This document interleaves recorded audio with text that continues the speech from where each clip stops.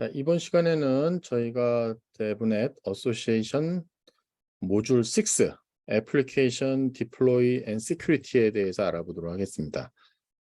최근에 개발하는 플랫폼 자체가 그 클라우드 환경으로 이제 바뀌고 있죠. 그래서 클라우드 환경에 맞는 그 도커 컨테이너에 대한 거 하며, 그 다음에 컨티뉴어슬리 인티그레이션하고 디벨롭하는 그런 환경에 대한 것에 대한 것을 알아보도록 하겠습니다. 섹션은 여기 보시게 되면 디프런트 모델에 대해서 우리가 클라우드 환경까지 발전하는 내용을 소개하고요. 그리고 그 어떤 샘플 애플리케이션 가지고 그 컨테이너에 대한 내용을 알아보도록 하겠고요. 그다음에 컨티뉴어스 인티그레이션, 컨티뉴어스 디플로이 하는 과정, 그리고 이제 네트워크에 대한 상황, 그 시큐리티라든가 애플리케이션 디벨롭하는 네트워크에 대한 내용을 좀 알아보도록 하겠습니다. 그 다음에 뭐 시큐어하게 애플리케이션. 그러니까 요 모듈에선 전체적으로 우리가 최근에 개발하는 그 환경 프로그램에 대한 그 애플리케이션 하나 만들어 가지고 전체적으로 서비스 하는 과정 전체적인 플로우를 알아보는 거라고 생각하시면 될 것 같아요. 먼저 디퍼런트 모델에 갖고 있는 디플로이먼트 초이스에 대한 내용을 알아보도록 하겠습니다. 디벨로퍼는 우리가 그 애플리케이션 코드보다 실은 그 플랫폼이라든가 이것이 어디서 동작되며 앞으로 어떻게 지속적으로 해야 되는지 뭐 여러 가지를 고민해 봐야 돼요. 그래서 보면 애플리케이션이 어떻게 디플로이하고 시큐어하고 오퍼레이트하고 모니터해야 되고 스케일도 커져야 되고 메인테인해야 대한 전반적인 내용을 단순하게 그냥 애플리케이션 코드 짜는 것뿐만 아니라 그 후속에 대한 것, 주변에 대한 것까지 다 고민해야 되죠. 그래서 피지컬 인프라스트럭처일 수도 있고요. 버추얼 인프라스트럭처도 있을 수 있습니다. 그래서 애플리케이션이 어디서 동작되느냐. 요즘 같은 상황에서는 뭐 앱이라고 하는 걸 개발하게 되면 PC, 스마트 기기, 심지어는 뭐 어플라이언스 어떤 우리 가전 제품에서도 돌아가야 되는 그런 상황이 되는 거죠. 그래서 디벨롭하고 디플로이 하는 것을 얼마큼 이볼빙 하는지에 대한 걸 알아보려고 하고요. 디벨로퍼가 또 그 플랫폼 옵션에 대해서 익스펜딩한 스택에 대한 걸 직면할 수가 있습니다. 그래서 전자 우리가 개발하는 소프트웨어가 특정 플랫폼 한 군데서만 동작하는 것이 아니고 진짜 가능한 all hosted on infrastructure and framework 플렉서빌리티, 컴플렉시티를 다 지원할 수 있는 그런 플랫폼에서 운영될 수 있는 애플리케이션 개발하는 것이 이제 중요하다고 볼 수 있는 거죠.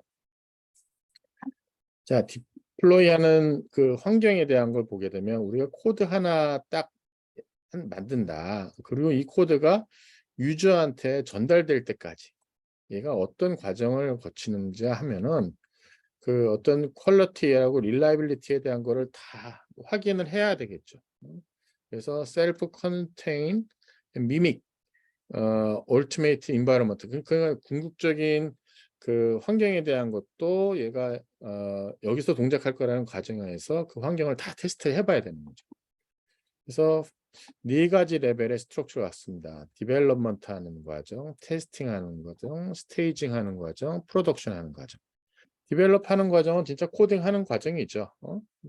그 여러 가지 인프라스트럭처 환경도 고민하면서 이게 어디에서 동작할지, 컨테이너가 될지, 클라우드 환경이 될지까지 고민하면서 디벨롭합니다.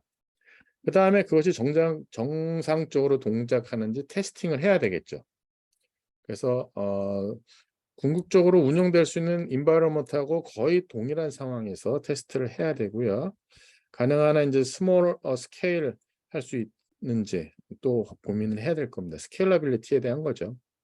그다음에 오토메이티드 테스팅 툴에 대한 걸 갖고 있어 가지고 다른 버전하고 다른 그 버전 컨트롤 하는 거하고 같이 동작해서 계속해서 업데이트, 업그레이드 할 때마다 그거에 대한 버전 관리라도 동작하는지에 대한 걸 다 고민을 해봐야 돼요. 스테이징이라는 게 파이널 어셉턴스에 대한 테스트라고 보시면 되겠죠. 그래서 실제 환경에서 제대로 되는 거 있는 건지, 그리고 이게 다 끝나면은 이제 스테이징 인바이러먼트에 대한 거라고 볼 수 있는 거죠. 예. 그다음에 여기 보시게 되면은 프로덕션입니다. 디플로이가 끝나고 이제 엔드 유저하고 이제 인터랙션하는 과정입니다. 그래서 이 과정이 지금 어떤지, 그다음에 피드백 받아 더 업데이트를 하거나 업그레이드 할 게 있는지에 대한 걸 컨티뉴어스 인티그레이트하고 컨티뉴어스 디벨롭하는 그런 과정이라고 보시면 되겠어요. 그렇게 하기 위해서 상당히 그 예측되는 트래픽에 대한 에 대한 것도 고민해 봐야 되고요. 그다음에 어떤 특정한 이벤트에 대해서 시저널하게 혹은 그 시저널리하게 올 수 있는 그런 환경에 대한 거 다 고민하면서 프로덕션에 하게 되겠습니다. 그래서 디플로이 하는 과정이 보시게 되면 디벨롭, 테스팅, 스테이징, 프로덕션 네 가지를 할 수가 있고요. 디벨롭하는 모델을 볼까요? 베리어스 디벨롭먼트 모델이 있습니다. 디플로이 하는 과정에 대한 것이, 그래서 보면 베어러 메탈, 버추얼 머신, 컨테이너 베이스드 인프라스트럭처, 서버리스 컴퓨팅. 우리가 지금 버추얼 머신 상황에 여러분이 깔아가지고 우리 대분해에 대한 걸 하고 있죠. 근데 실제 환경에 대한 것은 컨테이너 베이스라든가 서버리스 컴퓨팅 이런 상황으로 이제 발전하고 있습니다. 어떻게 보면 과거에 가장 기본적으로 했었던 것이 베어러 메탈 하는 방법이었죠.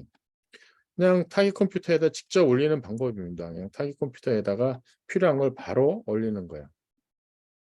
OS에 바로 액세스하는 죠. 보게 되면 하드웨어가 뭐 램도 들어가 있고 소프트웨어 있고 어떤 OS에서 앱을 올리는 그런 상황이 되겠습니다. 그래서 어떤 특정 하드웨어, 하이 퍼포먼스 컴퓨팅 애플리케이션에 맞춰 가지고 돌릴 수 있는 것이고, 지금도 어떻게 보면 인베디드 시스템이라든가 특정 시스템 혹은 인베디드 웬만한 시스템들이 이렇게 특정한 스탠드얼론으로 동작하는 것이 다 여기에 해당한다고 보실 수가 있습니다. 근데 지금은 이제 보통 인프라스트럭처가 이제 호스트 버추얼라이제이션이라든가 클라우드 환경으로 많이 좀 바뀌어 있는 거는 사실입니다. 버추얼 머신에 본 거 볼까요? 이게 보면 호스트 OS가 있고요. 이제 게스트 OS, 게스트 OS, 게스트 OS 있어갖고 이제 버추얼 머신이 이렇게 돌아가는 경우로 볼 수가 있는 거죠. 버추얼 머신이라고 하는 건 리소스를 서로 쉐어하게 됩니다. 그래서 하나의 컴퓨터처럼 보이는 거죠. 여러 개가 존재하는 것처럼 보이게 돼요. 그래서 한 컴퓨터가 마치 파워, 네트워크 인터페이스, 스토리지가 분리되어 있는 듯한 착각을 일으키고 있고요. 그거에 대한 소프트웨어가 이제 하이퍼바이저입니다. 하이퍼바이저. 그래서 보면 이 하이퍼바이저가 이렇게 있습니다. 이 하이퍼바이저가 이 전체에 대한 버추얼 머신에 대한 오케스트라링 하는 거죠. 오케스트라는 말은 여기서는 안 쓰는데, 자, 우리가 이제 슈퍼바이저라는 말 쓰고요. 그다음 클라우드에서는 오케스트라는 말을 쓰죠. 그래서 하이퍼바이저라고 하는 것이 이 버추얼 머신을 생성하고 관리하는 소프트웨어가 슈퍼바이저입니다.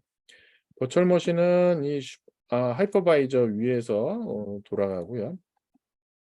하드웨어를 시뮬레이티드 해주고 어떤 여러 가지 피지컬 하드웨어에 대한 것을 컨트롤 액세스할 수 있도록 지원해주고 있습니다. 컨테인 베이스드 인프라스트럭처, 이제 컨테이너가 이제 또 대세가 됐습니다. 약간 레고 블록이라고 비슷하다고 할까요? 이 컨테이너라고 하는 것이 버추얼 머신하고 좀 비슷한 형태가 돼 있어요. 근데 보면 워크로드 아이솔레이션 돼 있고요. 그다음에 멀티플 워크로드를 마치 싱글 머신에서 돌릴 수가 있어요. 그다음에 컨테이너라고 하는 것이 그 커널에 있는 호스트에 대한 리소스를 서로 쉐어하고요. 컨테이너는 OS도 또 쉐어합니다. 그래서 컨테이너가 약간 더 퍼포먼스가 버추얼 머신보다는 좋다고 볼 수가 있지요. 컨테이너 스페시픽 바이너리 앤 라이브러리를 가지고 나서 이 기능을 지원합니다. 그래서 보게 되면 커널이 이렇게 있는 상황에서 컨테이너 하나, 컨테이너 둘, 컨테이너 3에서 각각이 요 커널을 쉐어하면서 쓰는 그런 방식이 되겠습니다. 서버리스 컴퓨팅이라는 게 보게 되면 서비스 주변에 있는 어떤 애플리케이션을 에 대한 최근 트렌드라고 보실 수가 있죠. 그래서 하나의 애플리케이션에서 다른 프로그램을 부르기도 하고요. 어떤 태스크에 대한 것을 실행할 수 있는 그 워크로드를 부를 수도 있고요. 혹은 그 애플리케이션의 environment를 생성할 수도 있고요. 필요할 때마다 그때그때마다. 그러니까는 이거는 뭐 어떻게 봐야 되나요? 펑션이라든가 라이브러리를 그때그때마다 막 불러서 우리가 프로그램하는 거랑 비슷한 그런 서버리스 컴퓨팅이라고 보실 수가 있습니다. 그래서 보게 되면 디벨로퍼가 애플리케이션 하나 만들고요. 크리에이션 합니다. 그다음에 여기서 컨테이너처럼 애플리케이션을 디플로이를 해요. 실행이 되는 거죠. 그 인바이러먼트 실행이 되는 거야. 그다음에 그 컨테이너를 컴퓨팅 서비스 프로바이더한테 그 컨테이너 에 대한 걸 디플로이 하게 되고요. 그다음에 그거에 대한 스펙이죠. 사양에 대한 걸 포함을 하고 있습니다. 그래서 이 기능이 어 인액티브 상태로 얼마만큼 오랫동안 남아 있을지에 대한 사양 스펙도 이제 정의하고 이제 그렇게 돼 있는 것을 딱 정리를 하게 됩니다. 그래서 필요에 따라서 이 애플리케이션은 해당 펑션을 부르고요. 그러면은 이 프로바이더가 그 컨테이너 인스턴스에 대한 거를 이제 연결하고 실행을 합니다. 그거에 해당한 걸 실행을 하고요. 그다음에 그 결과를 돌려주는. 그러니까 이게 개발 환경이 점점 발전하고 있다 보니 여러분들이 소프트웨어 하나 개발할 때에도 앱 하나 개발할 때에도 이런 트렌드에 맞춰 가지고 개발을 하셔야만 되는 거죠. 서브리스 컴퓨팅에 대한 그 리소스 어사인하는 그 과정에 대한 것이 아래에 보이고 있습니다. 그거 보게 되면 서브리스 프로바이더들이 이렇게 딱 있습니다. 그래서 여기에 내가 어떤 그 앱을 이제 리퀘스트할 수 있는 앱을 만들고요. 그다음에 이벤트에 대한 걸 이렇게 어떤 데이터 스테이트랑 리소스 스테이트 변화에 대한 이벤트들도 여기다 다 만들어 놓습니다. 그다음에 요거에 대한 그 코드죠. 펑션에 대한 거, 그거에 대한 것을 템포럴리에 해야 돼, 동작하는 것을 이렇게 만들어 놓고요. 엑스터널 서비스에 대한 걸 예, 필요한 걸 얘가 불러오는. 그러니까 이게 점점 어떻게 보면 우리가 프로그램에서 과거에 이렇게 펑션 만들고 모듈 만들고 그다음에 오브젝트 만들고 했던 것이 그냥 하나의 소스 프로그램이 아니라 네트워크의 개발 환경으로 바뀌고 있는 거라고 보시면 되겠어요. 인프라스트럭처의 타입을 볼까요? 인프라스트럭처라가 이제 과거에는 상당히 스트레이트 포워드했죠. 인프라스트럭처 눈에 보이고 직관적이고 이제 스트레이트 포워드했어요, 진짜. 거기 컴퓨터에서 돌아가는 소프트웨어, 거기 컴퓨터를 서로 묶는 링크 이렇게 됐는데 지금은 조금 그렇지 않아요. 조금 더 more complicate하고 그냥 진짜 클라우드 환경으로 많이 바뀌었죠. different type of 클라우드 환경으로 바뀌었고요. 그다음에 각각에 대한 것이 do well 하기도 하고 아니기도 하고 이치에 대한 것이 그러니까 이 인프라스트럭처가 클라우드 환경으로 많이 바뀌다 보니까 소프트웨어 개발할 때도 여기에 맞춰서 여러분이 이제 개발해 줘야 될 이유가 생긴 겁니다. 그래서 우리가 클라우드 환경에 대한 걸 보게 되면 이렇게 얘기할 수 있어요. 온 프레미스, 이 프레미시스라는 게 내 그 사설 영역이에요. 그냥 내 거죠, 내 거. 그래서 여기 보게 되면 빌딩 안에 어떤 제한돼 가지고 내 안에 있는 시스템이에요. 과거 우리 학교도 사실 온 프레미스예요. 우리 학교 내 모든 리소스를 다 갖고 있습니다. 트래디셔널 데이터 센터 에 대한 것이고요. 그다음에 인디비주얼 머신을 다 갖고 있습니다. 그래서 각각의 이 머신 자체가 애플리케이션에 대한 거를 다 각각이 이제 지원해 주는 상황이 된 거죠. 트래디셔널하다고 하니까 이게 조금 좀 답답한데 너 돈이 많으면 굳이 쉐어하거나 클라우드 안 썼을 때도 그냥 내 정보 내가 갖겠다. 뭐 우리 IT 엔지니어도 전부 다 내가 다 있다라고 하면 이 방법이 더 효율적일 수 있습니다. 시큐리티도 더 좋을 거고요. 트래디셔널 데이터 센터라고 하는 것이 보통 인디비주얼 애플리케이션 혹은 버추얼 머신에 맞춰 가지고 멀티플 컴퓨터인 것처럼 싱글 컴퓨터가 마치 멀티플 컴퓨터인 것처럼 버추얼 머신 동작할 때 뭐 이런 상황에 대한 것이라고 볼 수 있는 거죠. 온프레미스 데이터 센터라고 하는 것은 우리 내부적으로 갖고 있는 거는 서버도 내가 갖고 있고 스토리지도 내가 갖고 있고 네트워크 연결되는 것도 내가 갖고 있고 거기서 인제 뭐 이것저것 다 랙에다 다 포함하는 거죠. 이 랙 안에다가 다 쌓아 놓고 내가 하는 거. 그리고 그거에 대해서 케이블링도 내가 하고 파워도 내가 제공해 주고 그러니까 이런 것 전체 하는 데 시간과 노력이 다 들 수밖에 없죠. 온프레미스에 대한 큰 단점이라고 하는 것이 있기 때문에 그 단점에 대한 게 클라우드 베이스로 인제 해결이 됩니다. 여기 프라이빗 클라우드가 있습니다. 이 프라이빗 클라우드라는 게 셀프 서비스 프로비저닝 하는 거예요. 네트워크 컴퓨터 리소스, 네트워크, 스토리지에 대한 거를 스스로 인제 공급하는 인디비주얼 죄송합니다. 프라이빗 클라우드 인프라스트럭처에서는 오거나이제이션이 전부 다 리소스를 관리합니다. 이게 지금 보면 클라우드 상황이에요. 그래서 인터널리 네트워크에 대한 리소스를 이게 이 버추얼 머신이 있을 수도 있고 컨테이너 뭐 버추얼 머신, 컨테이너, 베어러 메탈, 쉐어드 스토리지 좌우지간 이 클라우드에 대한 걸 내가 다 운영을 하고 있어서 그걸 제공해 주고 있습니다. 이 프라이빗 상황에 대한 것이죠. 프라이빗 클라우드라는 데이터 센터라는 것이라는 거 이게 다 우리 거에 포함되어 있어요. 그러니까 이거에 대한 것이 지금 일단은 우리 네트워크예요. 우리 네트워크에 클라우드 환경을 구축하는 것처럼 여기 그림이 그려져 있는데 사실 이제 퍼블릭 클라우드에서 프라이빗 서비스도 가능합니다. 근데 지금 이 그림에서는 지금 프라이빗 클라우드에서 그냥 개인 혹은 기관이 자체적으로 꾸민 것처럼 보이고요. 그다음에 외부에 있는 사용자는 VPN 터널 통해 가지고 VPN 터널 통해서 하고 있습니다. VPN 관련해서 자세히 보고 싶은 분은 제 요 영상 업로드하기 요 전에 보면 엔사 과정이 있어요. 저기 우리 CCNA 엔사 과정에 모듈 8인가 9에 보면은 VPN IPsec 과정이 있습니다. 거기서 제가 VPN 터널링에 대한 내용을 잘 설명하고 있습니다. 그걸 보시면 더 좋을 것 같아요. 프라이빗 클라우드의 장점은 이 어디에 놓여 있고 그 컨트롤에 대한 것이 딱 하나라는 거. 그게 상당히 큰 장점이죠. 그리고 이거에 대한 것을 관리하고 운영하고 책임에 대한 것을 전부 다 오퍼레이션에 대한 팀, 우리 자체적인 오퍼레이션 팀이 있어야만 될 것 같습니다. 반면에 퍼블릭 클라우드는 조금 다른 상황이 되겠어요. 형태는 동일한데 퍼블릭 클라우드 프로바이더가 이거를 관리합니다. 상황은 다 동일하고요. 여기 퍼블릭 클라우드에서 여기 지금 내부 네트워크에 보면 버추얼 머신, 컨테이너, 베어러, 쉐어드 스토리지 동일한데 사용자는 이걸 인터넷 통해 가지고 이 서비스를 받습니다.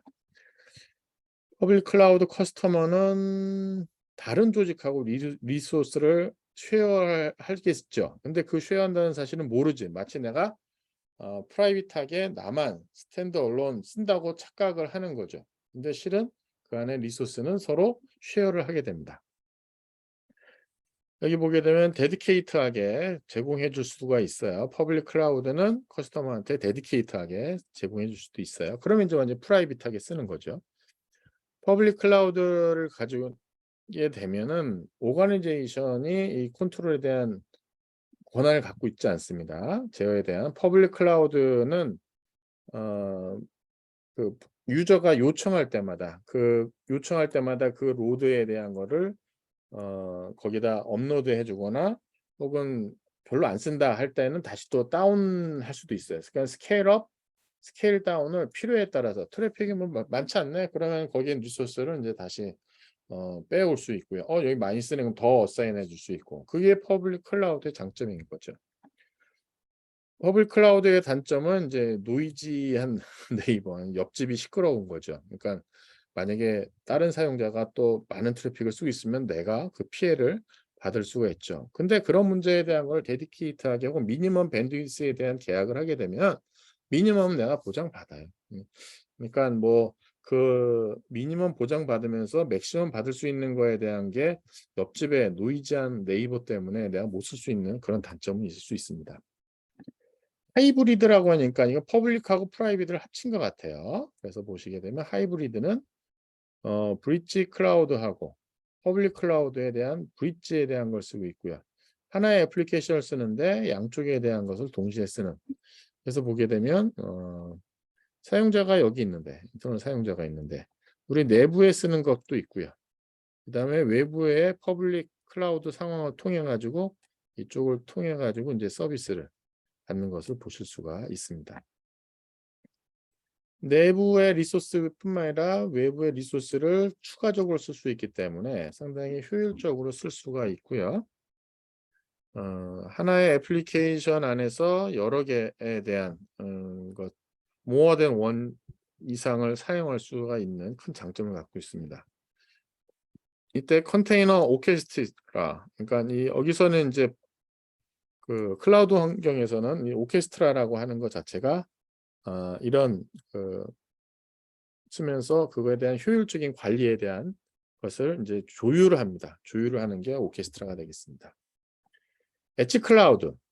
이게 엣지 클라우드라고 하는 것 자체가 이 5G 모바일 통신망에서도 나옵니다. 그러니까 저쪽 센터에 있는 컴퓨팅에 대한 것이 엣지 맨 마지막까지 오려면 좀 시간이 걸리잖아요. 그래서 중간 네트워크에 엣지 있는 쪽에다 엣지 클라우드를 둡니다. 그렇게 되면 사용 단말이 인제 엣지 클라우드한테 서비스를 받는 거죠. 그다음에 필요한 것은 인제 저 상위 센트럴까지 갔다 오긴 하겠지만 그렇지 않으면 엣지가 센트럴에서 뭐 받아와서 캐시처럼 동작한다든가 이런 엣지 컴퓨팅이라는 것이 이제 대세가 이루고 있습니다. 그래서 우리가 자율주행차 같은 경우 보게 되면 저쪽 센터 클라우드에서 모든 정보를 받는 게 아니라 엣지 컴퓨팅에서 차량에 대한 자율주행에 대한 정보를 받거나 혹은 자기가 갖거나 뭐 이렇게 되는 거죠. 그래서 엣지 클라우드에 대한 엣지 컴퓨팅에 대한 요구가 되게 많이 일어나고 있습니다.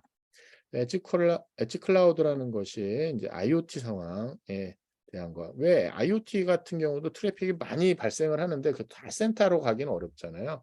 그런 엣지 컴퓨팅에 모아 가지고 필요한 것만 센터에 보내고 그다음에 이 아래쪽에 대한 컨트롤이라든가 그런 건 엣지 쪽에서 그래서 분산시키고 시간을 빠르게 할 수 있습니다. 그래서 필요한 쪽에 가깝게 리소스에 대한 걸 가깝게 할 수 있는 게 엣지 컴퓨팅이고요. 음 이쪽에 인제 여러 개의 센트럴 클라우드하고 이제 커뮤니케이션을 할 수가 있죠. 그다음에 엣지 클라우드에 대한 하드웨어는 유저 쪽에 될 수 있으면 가깝게 가능한 사용자 쪽에 가깝게 하는 게 맞겠고요. 그다음에 인제 하드웨어는 되게 좀 작은 형태가 되겠죠. 무겁지 않게 되는 것이 일반적일 것 같아요. 뭐 아무래도 그렇게 되면은 리소스 컨스트레인트하게 하드웨어를 좀 집중할 수가 있을 것 같습니다. 지금 여기 보시게 되면은 여기가 인제 퍼블릭 클라우드가 이렇게 있고요.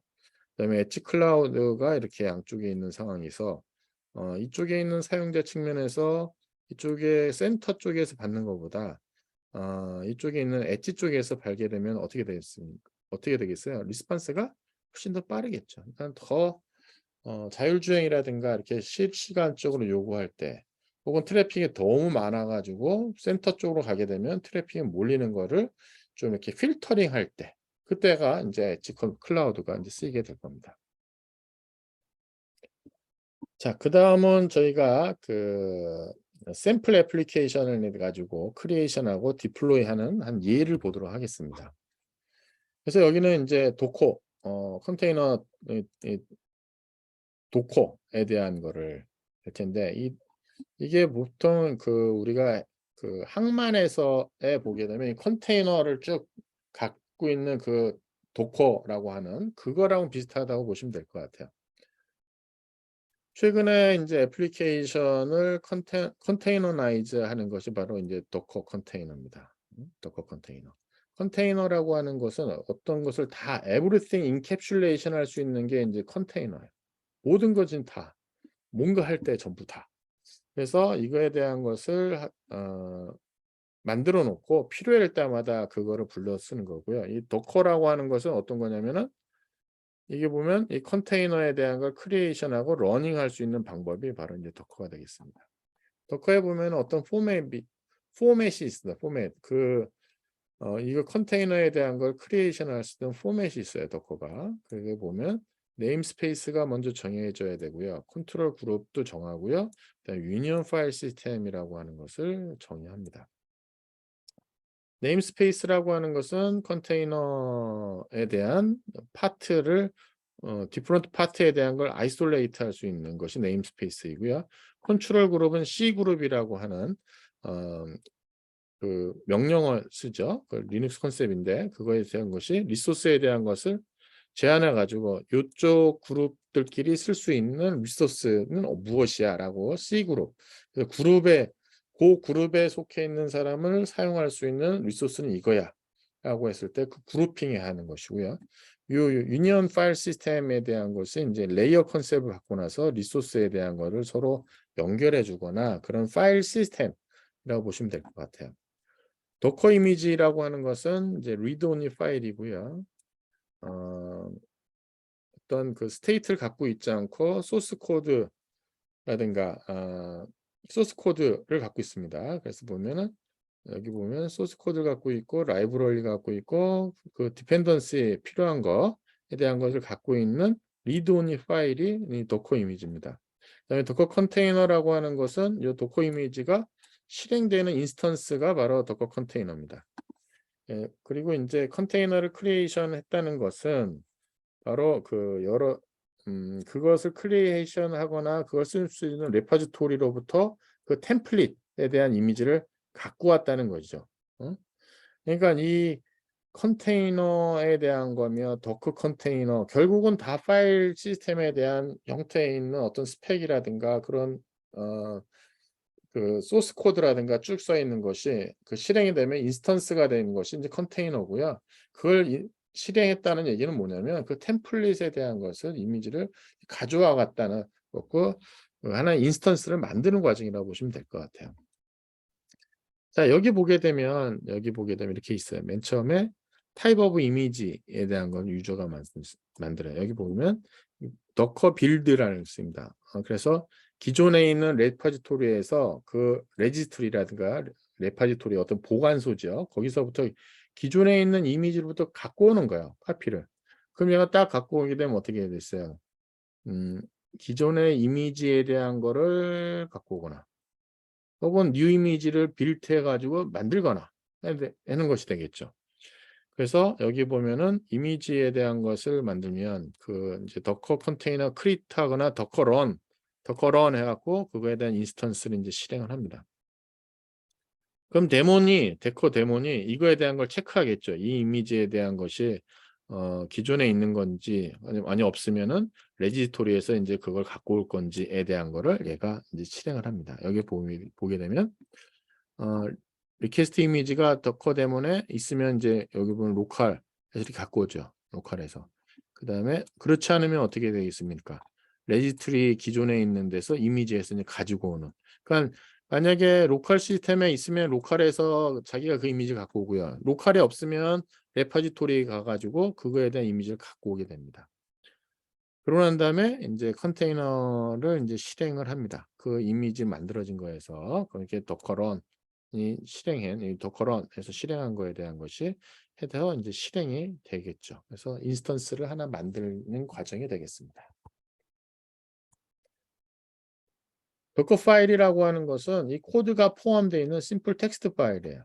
그다음에 그거를 인제 도커 빌트 해 가지고 인제 그 이미지를 크리에이션 하는 거죠, 이것이 보게 되면요. 그다음에 인제 타겟 컨테이너를 만드는 그런 것이 되겠습니다. 우분투에서 이 크리에이션 하는 거를 볼 수가 있고요. 우리 버추얼 머신이 지금 우분투 기반으로 지금 돌아가는 걸로 되어 있어요. 그래서 도커 파일을 제너레이션하는 스텝 보게 되면 맨 처음에 파일 네임을 하나 크리에이션 하고요. 그다음에 커런트 디렉토리에다 그걸 세이브합니다. 여기 보게 되면 그다음에 인제 도커 빌트를 하게 되죠. 파일 네임 만들고 도커 빌트에 가게 되면 그 이미지에 대한 것이 현재 디렉토리에 만들어지고 그 네임에 만들어집니다. 여기 보면 도커 빌트에서 my 우분투 레이티스트 해가지고 해서 쭉쭉쭉 만드는 과정을 보실 수가 있습니다. 그래서 우분투 레이티스트라고 하는 그 하나의 것을 만들었죠. 그래서 하나의 그 샘플 파일 만드는 과정을 여기가 보실 수가 있습니다. 그렇게 되면은 이제 우리가 할 게인데 도커 이미지로 하게 되면 어떤 도커가 있는지 컨테이너에 대한 것을 보실 수가 있어요. 도커 이미지에서 우리 버추얼 머신에서 보실 수 있는 것이 보면 요걸 만들어진 거죠. 마이 우분투라고 하는 것을 만든 거는.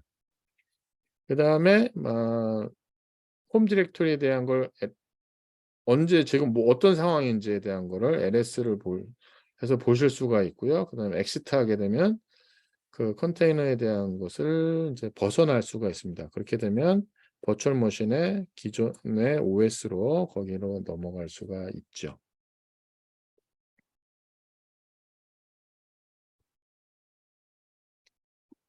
어너토미 오브 도커 파일 볼까요? 그래서 도커 파일에 대한 것을 보게 되면 우리 파이썬에 대한 앱 가지고 하나 만든 것이 되겠습니다.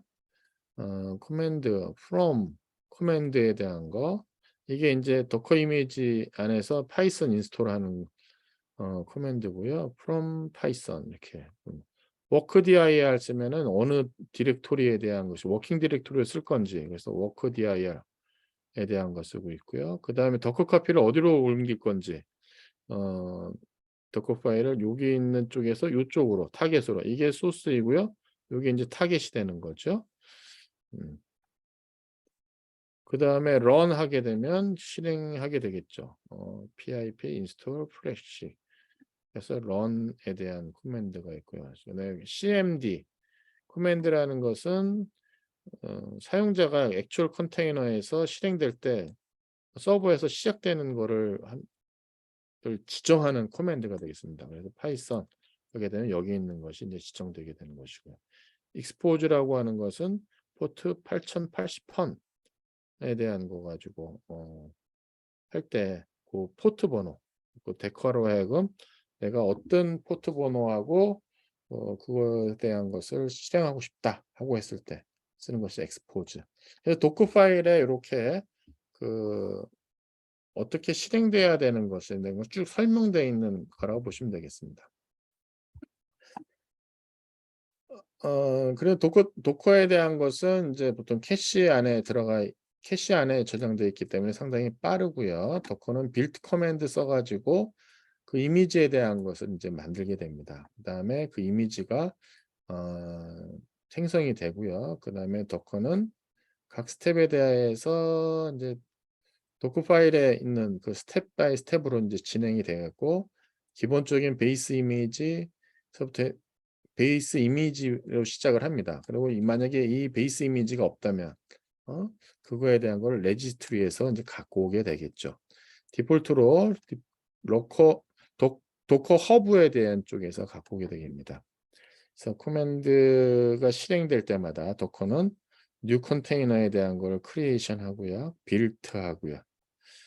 그다음에 그 만들어서 이미지를 만들고 레이어도 만들고 그다음에 그 컨테이너를 세이빙 하는 게 됩니다. 지금 여기 보시게 되면 그 코맨드에 따라서 도커 빌트 샘플 앱 이미지를 하게 되면 지금 현재 얘가 앞에서 썼던 거에 대한 걸 하나하나씩 실행되는 과정을 보실 수가 있습니다. 그래서 다 만드는 과정을 보실 수가 있죠. 그러고 난 다음에 removing intermediate container 해서 successfully built 됐고요. 그 다음에 successfully temp, 그 다음에 그거에 대한 이미지 파일 이름까지 딱 만들어지고 있는 것을 보실 수가 있습니다. 자, 도커 컨테이너를 이제 자기가 로컬리 이제 스타트 할 때, 이미지 크리에이션 뉴 컨테이너 할 때 도커 run 커맨드를 쓰고요. 만약에 D라고 하는 건 딥태치라고 하게 되면 이미지가 백그라운드로 이제 돌리게 되고요. 대문자 P 하게 되면 포트로 그쪽으로 이제 포트로 이제 보내게 됩니다. 이렇게 보면 DP 하게 되면 그 포트 8080 포트로 백그라운드로 이제 보내게 되겠죠. 컨테이너 리스팅 프로세스 할 때 도커 PS 하게 되면 현재 포트 번호, 그다음에 이미지, 여기 죄송합니다. 컨테이너 아이디, 이미지, 커맨드, 크리트, 스테이터스, 포트, 네임으로 볼 수가 있어요. 컨테이너 아이디는 요 값이 되는 거고요. 이미지가 요거고요. 커맨드는 요것이 되고요. 크리에이트는 언제 됐냐면 5 세컨드 오고, 스테이터스 5초 전에 스테이트 됐고요. 그다음에 포트는 로컬 포트에서 이제 8080 포트로, 네임은 조비엘 스테이트먼트라는 이름으로 이게 지금 프로세스가 지금 수행된 거를 보여주고 있습니다. 그 다음에 더커라고 하는 것이 네임이 지금 보면 여기 조비엘 서밋이라고 하는 네임으로서 이제 시작된 거를 알 수가 있고요. 이 네임이라고 하는 것도 이제 여기 네임 옵션으로 해서 이렇게 해서 네임의 옵션을 바꿀 수도 있습니다. 그 다음에 여기 80번 포트로 만약에 이게 충분한데 80번이 이제 인터널 포트가 되어 있고요. 여기 스페셜리 이제 32774 포트로 하고 싶을 때 엑스터널리 이렇게 할 때 보면 여기 로컬 32774 이렇게 바꾸어서 실행을 할 수가 있습니다. 그 다음에 그렇고요. 그 다음에 same 요거에 대한 것을 앱 웹페이지에서 이 샘플에 대한 걸 땡기고 싶을 때, 풀업 하고 싶을 때, 그때는 이제 퍼블릭 IP 어드레스를 그 주소로 이제 어사인 하게 됩니다. 그다음에 포트에 대한 것도 기존에 있는 걸 포트를 쓰게 되겠고요. 콜 해가지고 실행을 하게 되면 현재 이거 불려진 거에 대한 것을 볼 수가 있습니다. 자, 더커라고 하는 것이 특정 포트에 이걸 포워드 할 수 있고요. 그것에 대한 것이 run dp808080 name python sample a 이미지 해서 실행하고 난 다음에 docker ps 해가지고 현재 프로세스 동작하는 거를 이제 실행할 수가 있고요. 내부적으로 동작할 수 있을 때 그거에 대한 걸 exec 커맨드를 써가지고 요 커맨드를 써가지고 그걸 액티브 시킬 수가 있습니다. docker exe 이렇게 옵션을 넣어가지고 여러분들이 한번 버추얼머신 상에서 쭉 해볼 사항인 것이에요 지금. 그다음에 그 네임으로 그거에 대한 걸 실행할 때 docker stop, stop and remove 할 때 그 이름 쓸 때 갖고 stop 하게 되면 RM이라고 옵션 쓰면 이제 remove 되고, 그다음에 running process가 다시 시작하거나 다시 실행되고 난 다음에 다시 한번 docker PS로 그거에 대한 결과를 보고, 제가 지금 말씀드린 이 과정에 대한 것이 랩으로 여러분이 해보게 됩니다. 그다음에 이미지에 대한 걸 만든 다음에 그걸 레지스트리, 이미지 레지스트리에 이제 옮기는 걸 하겠죠. 도커라고 하는 게 기본적으로 도커 허브 레지스트리를 쓰는데 이거에 대한 것은 쓰더라도 여러분들 자체적으로 그 레지스트리를 만드셔야만 되고요. 그 레지스트리를 만들고 로그인하는 과정이 도커 로그인 해서 쭉 만드는 과정이 있습니다. 한번 여러분 해보시기 바라겠습니다.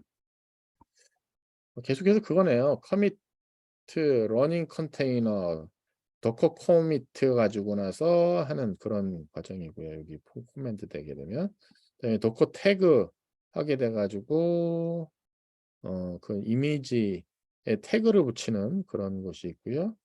그다음에 레지스트리에서 여러분이 해야 될 게 유저네임하고 그다음에 스토리지 하는 그 어카운트에 대한 거, 유저네임에 대한 걸 제일 첫 번째 이제 해야 되고요. 그다음에 이미지 네임하고 그다음에 오퍼레이션 태그를 그다음 주셔야만 됩니다.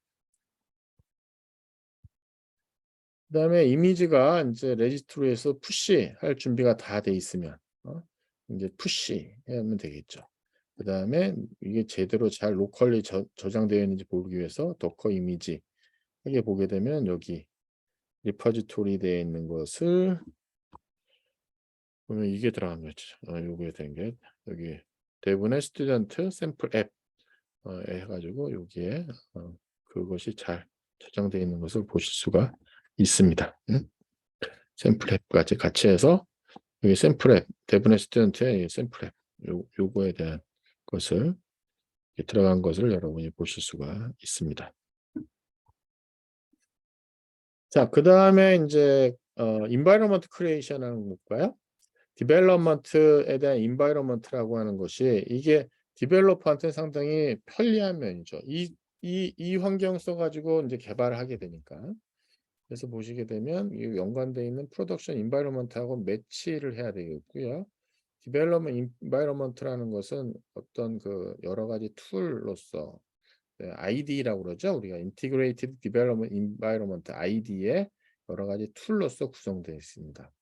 그래서 그걸 써가지고 쓰는데 뭐 이클립스에서 데이터베이스 하는 거 여러분이 아마 다른 프로그램 통해서 많이 접해 봤을 거라고 생각됩니다. 이거 가장 중요한 거는 컴포터블 해야 되는 거죠. 디벨로퍼 프렌들리하고 상당히 편리하게 쓸 수 있어야만 됩니다. 자, 그래서 여기 있는 랩을 여러분이 하나하나씩 앞에서 했던 거에 대한 내용이에요. 앞에서 했던 더커 컨테이너에서 웹 앱에 대한 것을 만들어보는 샘플 만들어보는 그런 과정이 되겠습니다. 자, 여기까지 일단 먼저 6.1절하고 6.2절 관련된 내용을 저희가 알아봤고요. 그 다음 영상에서 CI/CD부터 시작하도록 하겠습니다.